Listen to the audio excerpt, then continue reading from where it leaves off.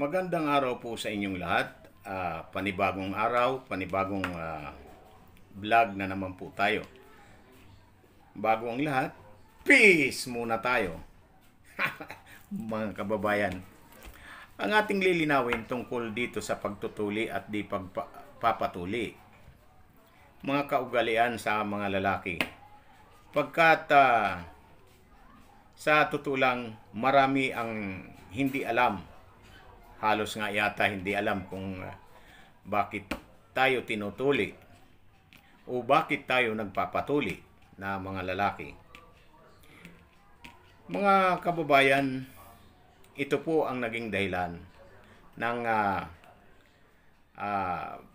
pagpapatuli natin na naging kaugalian ng magpatuli sa panahon ni Abraham. Kasi may mga kapanahonan po tayo, panahon ni Noe, panahon ni Abraham, panahon ni Moises, at saka iba pa hanggang sa dumating ang ating Panginoong Jesucristo. Ito po ating mababasa dito sa Henesis 17:1 hanggang 4, 10:11. Ito ating babasa. At nang si Abraham ay may 99 na taon, ay nagpakita ang Panginoon kay Abraham, at sa kanya ay nagsabi, "Ako ang Diyos na makapangyarihan sa lahat, lumakad ka sa harap ko, at magpakasakdal ka. At ako'y makikipagtipan sa iyo, at ikaw ay aking pararamihing mainam."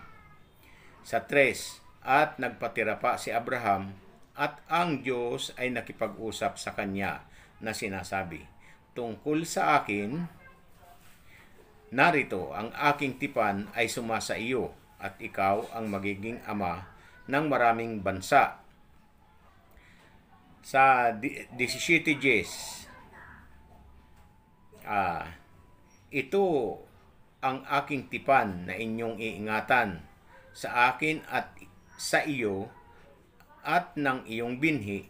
Pagkamatay mo, tutuliin ang bawat lalaki sa inyo." Sa 11, "At kayo'y tutuliin sa laman ng inyong balat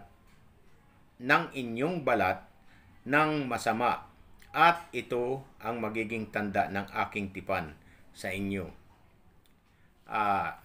Mga kababayan, kaya po tayo tinutuli, mga kaugalian ng mga lalaki na tinutuli. Pero sa pagdating ng ating Panginoong Jesucristo, ito naman ang katuwiran. Para atin pong malaman, kasi marami talaga, halos lahat hindi alam sigurado na buti kung 1,000 ang may alam nito, na ang mga lalaki, kung bakit tayo nagpapatuli at bakit hindi tayo pwedeng hindi magpatuli.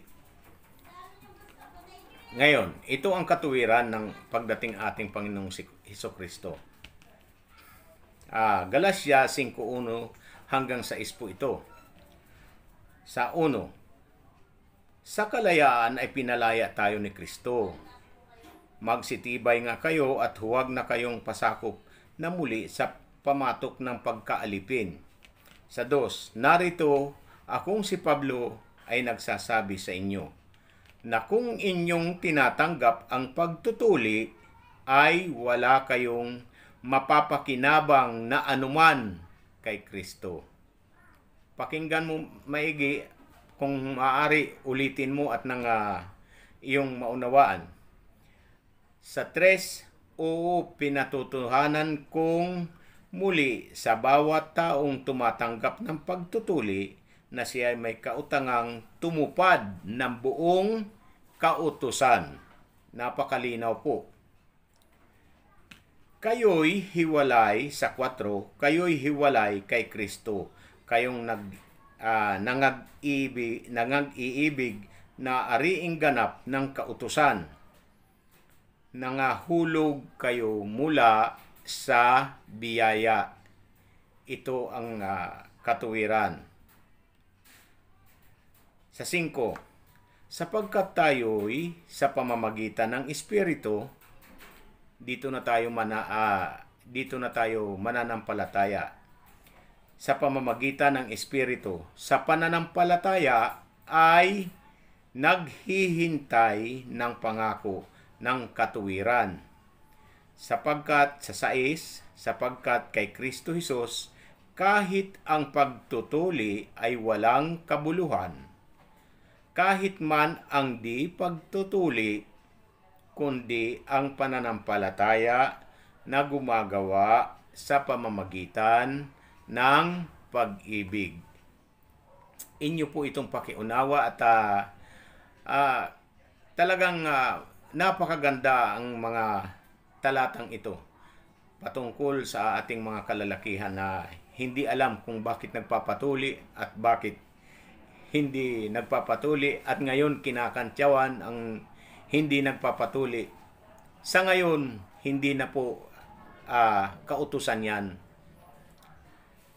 Basta't inaaring ganap na ng ating Panginoong Jesucristo ang hindi tuli o magpatuli ka man o hindi ka man magpatuli ay tinatanggap niya. Hindi na tayo doon sa kautusan nung panahon ni Abraham. Peace na muna tayo at maraming salamat po kung inyong naibigan. Sana'y mag-subscribe po kayo at mag-like, mag-comment. At kung mayroon kayong mga katanungan, paki-comment na lang po.